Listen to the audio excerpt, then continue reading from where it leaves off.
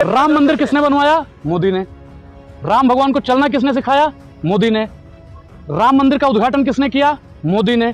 तो राम मंदिर का चोरी किसने किया होगा? आप ही बता दीजिए। सीता मैया रो रही हैं भाजपा के काम से, सारा चंदा खा गए मेरे पति के नाम से। भारतीय जनता पार्टी पहले बीफ काटने वाली कंपनी से चंदा लिया, इलेक्टोरल बोर्ड का चंदा खा गया, प्रधानमंत्री कोष का चंदा खा गया, अब इससे इसका पेट नहीं भरा, तो अब भाजपा ने राम मंदिर का चंदा खाना शुरू कर। भारतीय जनता पार्टी ने राम मंदिर लूट के ये दिखा दिया कि भारतीय जनता पार्टी देश विरोधी पार्टी है, राम विरोधी पार्टी है, और राम का विरोध करने वाले को देश में रहने का कोई अधिकार ही नहीं। आपने देखा होगा अभी जल्दी में ही भाजपा की जो मीडिया है उससे खबर आई कि 90% श्रद्धालुओं ने दान देना ही बंद कर दिया। आप बताइए कि हम लोग जब भगवान राम के मंदिर में जाते हैं, हम तो अयोध्या के पास में ही रहते हैं, जब जाते हैं 100, 200, 500 जो होता है, जाकी रही भावना जैसे हरी मुहूर्त देखी तीन तैसे, जिसकी जितनी आस्था थी उसने उतना दान दिया। लेकिन भारतीय जनता पार्टी ने 7 करोड़ से अधिक का चंदा गमन कर लिया। क्यों?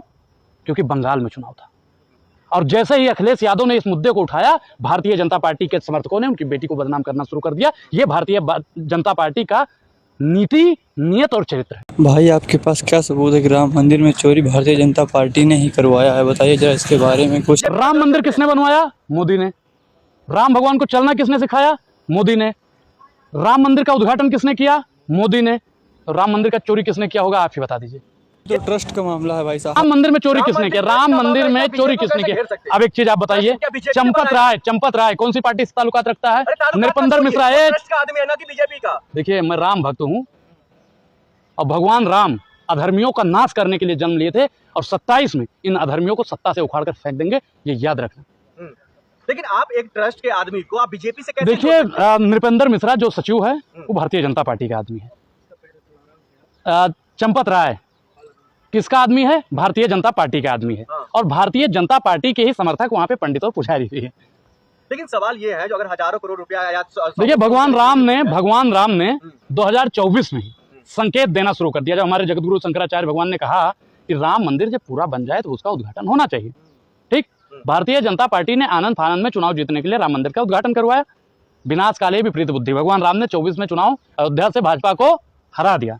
संकेत वहीं से शुरू हुआ था। जितने भी तीर्थ स्थल और धार्मिक स्थल थे, भारतीय जनता पार्टी 24 में हार गई। हारी या नहीं हारी? अब 27 में सबसे बड़ा खेला उत्तर प्रदेश में होने जा रहा है, क्योंकि भगवान राम के घर चोरी करने वाले का भगवान राम समूलता नाश करते हैं। उदाहरण के लिए रावण को आप देख लीजिए, माता सीता को उठा लेकर गया था चोरी करके, भगवान राम ने रावण के पूरे खानदान का विनाश कर दिया था। और भगवान राम ने तो स्पष्ट कहा है मानस में कि बिना न मानो तो जलस जड़ गए, 3 दिन बीत, बोले राम सको तब भाई बिन होए न प्रीत। तो भगवान राम अब भारतीय जनता पार्टी को भय दिखाना शुरू कर दिए हैं। कैसे कैसे मंजर अभी आने लगे हैं, गाते गाते लोग भी चिल्लाने लगे हैं, बदल दीजिए इस तालाब के पानी को, क्योंकि कमल के फूल भी अब मुरझाने लगे। परमहंस बाबा कह रहे हैं कि इस चोरी में अखिलेश यादव और राहुल गांधी का। देखिए, परमहंस बाबा का मानसिक संतुलन जहां तक लगता है मुझे कि अब उस तरह नहीं है। साधु कट्टर हिंदू है वो। देखिए, राम भक्त है वो। राम भक्त तो हम भी हैं, और राम भक्त मुझे लगता है कि आप भी होंगे, और 140 करोड़ जनता राम भक्त है। लेकिन राम के मंदिर में, राम के घर में चोरी करने वालों पर अगर राम भक्त चुप हैं तो राम भक्त हो ही नहीं सकते। रावण में 1 करोड़ बुराइयां थी, लेकिन राम मंदिर से रावण ने 1 रुपया चुराया नहीं। भाजपा में 10,000 करोड़ अच्छाइयां हैं, लेकिन राम मंदिर का चंदा चुरा के उसने साबित कर दिया कि भारतीय जनता पार्टी हिंदू विरोधी पार्टी है। योगी आदित्यनाथ जी ने कहा है, हमने एसआईटी का गठन किया और हम पर भरोसा कीजिए, एक-एक को चुन कर लाएंगे और बदला लेंगे।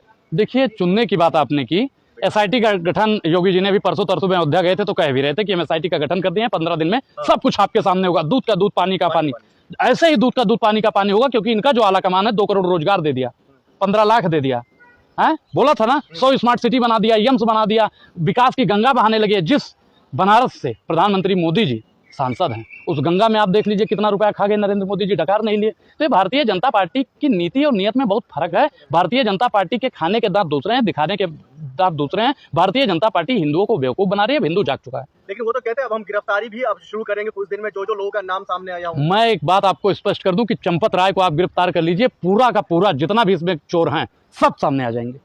सिर्फ चंपत राय की गिरफ्तारी। आप बताइए कि चंपत राय के ड्राइवर के पास में करोड़ों की संपत्ति है, आखिर कैसे? चंपत राय पर संजय सिंह ने आरोप लगाया क्यों, कितना नजुल जमीन खरीद लिया है। अब आप बताइए कि जो राम का ना हुआ वो हमारा होगा। भारतीय जनता पार्टी ने राम मंदिर लूट के ये दिखा दिया कि भारतीय जनता पार्टी देश विरोधी पार्टी है, राम विरोधी पार्टी है, और राम का विरोध करने वाले को देश में रहने का कोई अधिकार ही नहीं है। अरे बीजेपी अगर आप अमरोक ओझा की इन सब बातों से सहमत हैं तो वीडियो को लाइक करके मेरे चैनल को सब्सक्राइब करें। मैं बताऊंगा कैसी रही पूरी खबर जानने के लिए इस वीडियो को लाइक करके मेरे चैनल को सब्सक्राइब करें। मिलते हैं नेक्स्ट वीडियो में, तब तक के लिए टाटा बाय बाय। अनुराग ओझा लगातार ऐसे चर्चा का विषय बने रहते हैं, काफ़ी ज़्यादा चर्चा के विषय बने रहने का कारण है अनुराग ओझा कभी कभी लगातार सुर्खियों में बने रहते हैं अपने बयानों को लेकर, क्योंकि इनके बयान इतने खतरनाक होते हैं जो विरोधियों के होश उड़ा देते हैं। इनके विरोधियों ने इनके लगातार इनके ऊपर काफ़ी ज़्यादा टिप्पणी भी की, फिर भी इनका कुछ नहीं कर पाया। मिलते हैं नेक्स्ट वीडियो में। अगर आप अभी तक न्यूज़ इंडिया 2020 के साथ जुड़े हैं तो वीडियो को लाइक करके मेरे चैनल को सब्सक्राइब करें। मिलते हैं नेक्स्ट वीडियो में, तब तक के लिए टाटा बाय बाय।